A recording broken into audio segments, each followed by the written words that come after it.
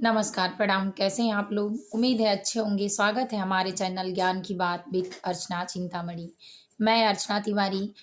होली की बहुत-बहुत शुभकामनाएँ आप लोगों को। भगवान इसी होली में आपके परिवार की आर्थिक तंगी, दुर्बुद्धि, अस्वस्थ जीवन सब कुछ आपकी निरोग काया हो जाए, इसके लिए आपकी जितनी दुर्गुण भर्रा आपके परिवार में बुद्धियाँ हैं, समाप्त हो जाए और माता लक्ष्मी आपके घर कृपा बनाए रखें, ऐसा आशीर्वाद और प्रार्थना करती हूँ।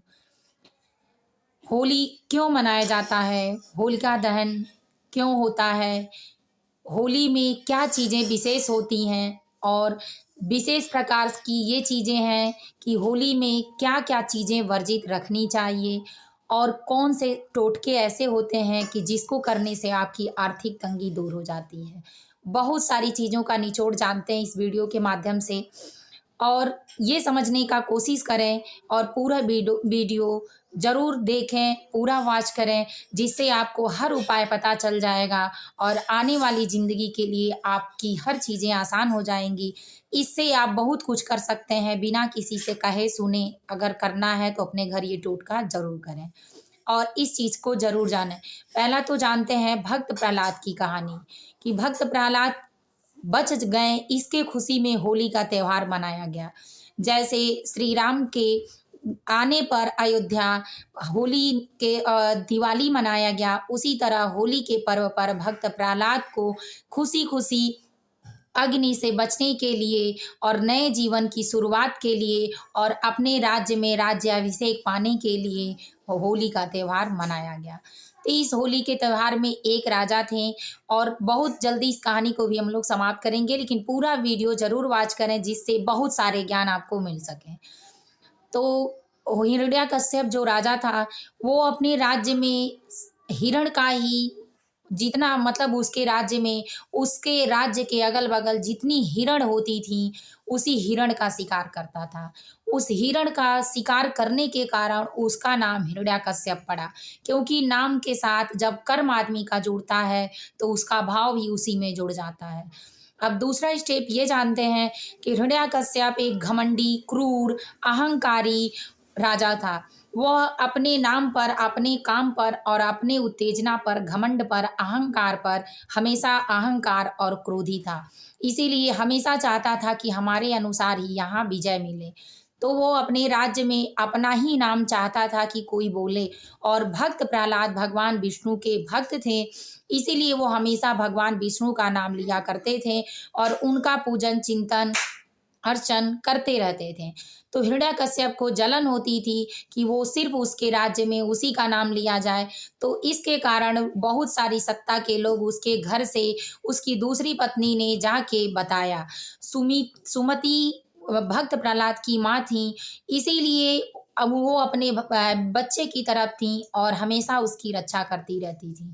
लेकिन हिरण्यकश्यप अहंकारी होने के कारण सच को नहीं पहचानता था। धर्म आचरण जो था उसके अंदर था ही नहीं दूर-दूर तक।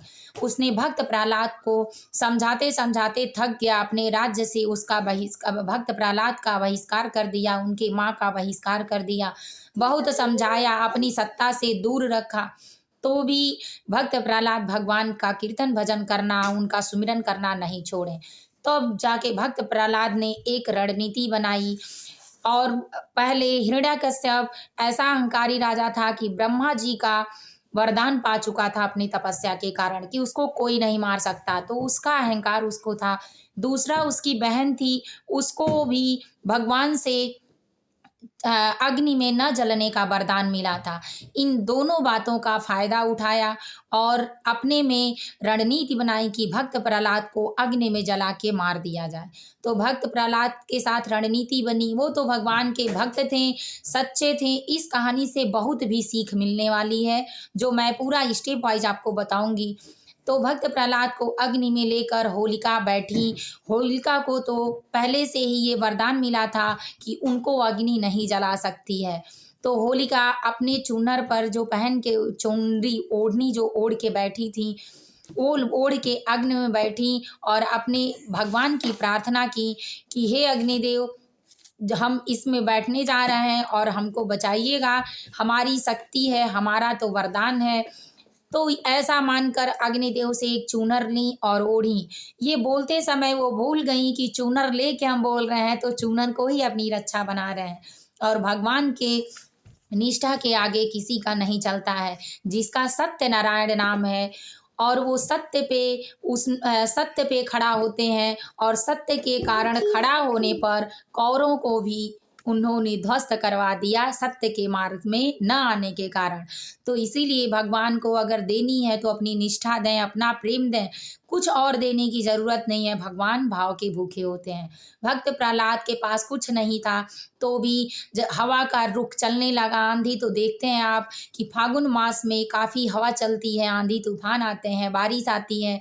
उसी तरह उस दिन भी हुआ और होने के बाद चूनर उड़ गई, भक्त प्रहलाद के ऊपर चली गई और होलिका जल गई। जलने के बाद सभी लोग चिल्लाने लगे होलिका दहन में। तो लास्ट में जब होलिका जलते जलते उनको ये एहसास हुआ कि गलत चीज़ें हमेशा गलत होती हैं, अहंकार हमेशा जलाना चाहिए, दुर्बुद्धि जलाना चाहिए।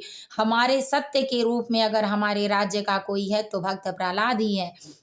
अब हम अपनी गलती का माफ़ी मांगते हैं। हे भगवान, आपने हमें अपने जगह में शरण दिया, इसके लिए धन्यवाद। ये और जो इस होली के दिन होलिका ये मरते मरते कह के संदेश दे के जाती हैं कि होली के दिन जो अपने घर की हर बुरी चीज़ें, हर बुरी बला हमारे सम्मत में, हमारे दहन में लाकर डाल देगा, उसका भला होगा। जो टोटका, जैसी भी आर्थिक तंगी, छुटकारा होना चाहता है, अगर वो हमारे होलिका दहन के समय जलती अग्नि में डालकर अपनी विशेष बोलकर कर देता है तो उसका भली भांत संपूर्ण रूप से भला होगा और उसकी इच्छाएं पूर्ण होंगी। इसलिए होलिका जली और होली के दिन ही उनका दहन मतलब अंतिम संस्कार हुआ। इस तरह से होलिका दहन नाम पड़ा और ये मनाया गया। और उस दिन की तिथि थी फाल्गुन मास की पूर्णिमा तिथि, इसीलिए फाल्गुन मास की पूर्णिमा तिथि को ये त्यौहार मनाया जाता है होलिका।